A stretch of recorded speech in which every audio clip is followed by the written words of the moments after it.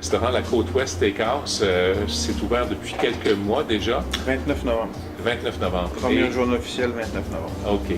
Et quel est votre commentaire depuis cette ouverture-là? Ça se déroule un peu comme vous l'aviez, comme le scénario que vous aviez prévu? C'est au-delà de nos espérances. Ça va très bien. On est pratiquement complet tous les soirs. Même qu'en fin de semaine, il a fallu malheureusement refuser les gens. Beaucoup de monde qui font appeler dans la minute des réservations, puis c'est complet. Donc, tant qu'à faire quelque chose, tant qu'à rénover ou partir un nouveau concept, ou je pense s'en aller dans quelque chose de différent, on va faire une copie de ce qu'il y avait déjà à Rimouski. Donc, on est parti avec un nouveau créneau, le steakhouse, mais avec chambre de vieillissement, le cellier, la totale. Okay. Question que ça fasse différent. Le bœuf Angus certifié.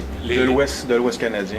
Okay. Très important, c'est pas l'américain, c'est canadien, de l'Alberta. Okay. Qu'est-ce que les clients en ont dit, parce que vous avez eu l'occasion de recevoir les commentaires de vos premiers clients depuis quelques mois.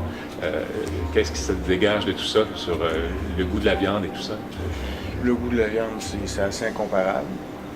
Première des choses, les gens adorent la nourriture, est excellente. On a un bon chef, ça fait de la bonne bouffe. Excellent service, le décor, les gens adorent le décor. Il faut dire que Claude Pinault, le designer qui est engagé, fait un travail fait un excellent travail à ce niveau-là. Okay. 14-20 jours. Généralement, à partir de 25 jours, on parle de vieillissement intéressant. Nous, on l'a fait vieillir 45 jours au moins. Ça peut varier entre 40 et 45, 50, tout dépendant des arrivages qu'on a, des commandes. On s'ajuste toujours d'une semaine à l'autre. Okay. Donc, une tendreté à la viande qu'on ne retrouve pas. Ce qu'on fait quand on a une chambre de vieillissement, c'est qu'avec la température contrôlée, l'humidité contrôlée, il se forme une croûte autour de la viande qui va retenir les saveurs, emprisonner les saveurs à l'intérieur de la pièce de viande, qui va laisser les enzymes attendrir la viande, ce qui va permettre à la viande d'être beaucoup plus tendre. On a un produit qui est beaucoup plus juteux, mais pas saignant. Okay. Il faut s'entendre. La méthode de cuisson est pour beaucoup aussi, avec un temps de repos. On finit la cuisson au final avec un four assez performant. Ouais, mais au niveau du vieillissement, justement, la température contrôlée, l'humidité contrôlée, la croûte se forme, les enzymes attendrissent la viande, ce qui fait qu'on a un super bon produit. Déjà qu'on a la meilleure viande, en plus, en la faisant vieillir de cette façon-là, des pâtes aux fruits de mer, on a du saumon de l'Atlantique, du flétan, des côtes levées absolument merveilleuses, en petites portions, en grosses portions. OK. Là, il y a les menus midi qui arrivent aussi avec... Okay. Votre horaire d'ouverture, au départ, c'était seulement en soirée. Vous avez ajouté ou ajouterez bientôt le... En soirée du mardi au dimanche. Le lundi, on est toujours fermé. Okay. Et les dîners, c'est mercredi, jeudi, vendredi. 11h30 à 2h. Est-ce que le menu est le même le midi qu'en soirée? Le menu n'est pas le même. On a 5 items par midi. Un même menu par semaine sur un cycle de 6 semaines. Donc, on sort 6 menus. À la 6e semaine, le numéro 1 va revenir. Ou on va prendre des items, on va se promener avec ça. Mais on a du matériel pour faire 6 menus différents pour couvrir 6 semaines. Il y a toujours un steak, il y a toujours un poisson, il y a une salade, une pâte. Une autre viande.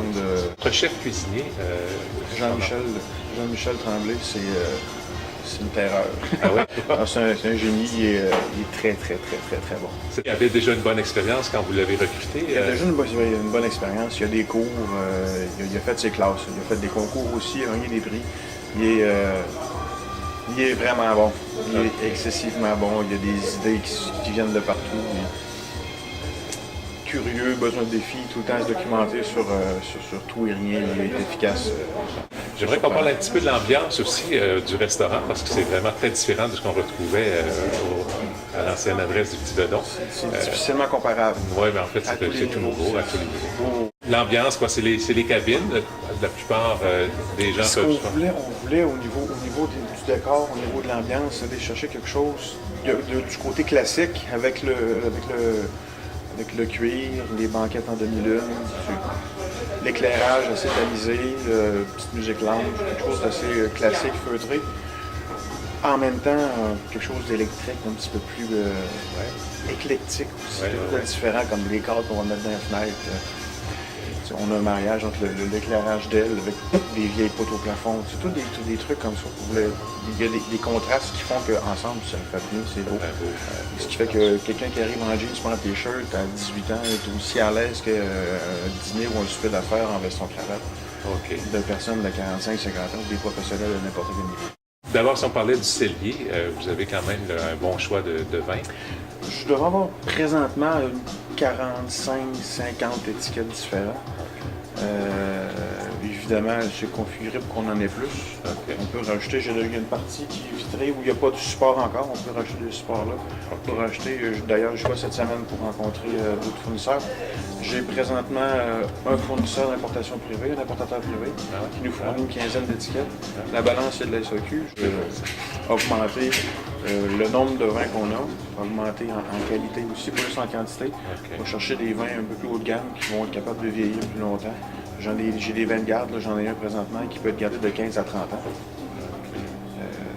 Puis c'est des vins qui ne sont pas très très dispendieux, c'est une soixantaine de dollars pour le consommateur. Là, on va en chercher un petit peu plus dispendieux que ça. OK, les occasions spéciales. Les occasions spéciales. Il y a de la demande aussi. Oui, c'est ça. Ouais. Tu fais un vrai repas au restaurant. Oui, mais c'est comme c'est des vins de garde, même si on ne le vend pas dans la première semaine, c'est pas grave. C'est pas comme la bouteille à 30 ou 40 où on en sort une caisse et demie, 2 caisses par semaine. Tu sais, puis comme il peut vieillir, lui, il peut prendre la valeur avec le temps. Oui, ben, la valeur, elle ne changera pas nécessairement. Quand même, le prix va être fixé. Puis Et non, puis ça, on trouvait que c'est important d'avoir ça aussi. De le faire comme ça, 2 surfaces vitrées, en rentrant, les gens voient la viande, les gens voient le cellier, il y a un visuel, puis c'est beau. Oui, effectivement. La chambre de vieillissement. L'âge, c'est la date d'abattage. Avec cette date-là, quand on va ouvrir le sac, on est capable de savoir quand on fait un vieillissement à sec. Ça a été abattu le 10 novembre. Quand on va ouvrir le sac le 10 décembre, ben, elle a déjà 30 jours. Donc, si on va la faire à 45 jours, on va 2 semaines après, ou on va faire son vieillissement à sec, parce que tout le temps qu'elle est en emballage, c'est un vieillissement humide qu'on appelle. Okay. Et tant qu'on n'est pas sorti du sac, on peut aussi juste ouvrir le sac, puis la couper, puis la servir comme ça. Okay. Oui, pour ce qui est du rib steak, le Monico, on va faire du vieillissement à sec. La viande est ouverte, elle va se sécher. On peut mettre le principe que je t'expliquais tantôt. Le filet mignon, puis le steak du heart, c'est seulement du vieillissement humide. OK. Voilà. Parce qu'un filet mignon, on n'a pas besoin de faire vieillir à sec, puis la viande est pratiquement à nu, donc pas trop de perte pour rien. Puis c'est une viande qui est excessivement tendre au départ, donc elle n'a pas besoin de subir ça. Voilà.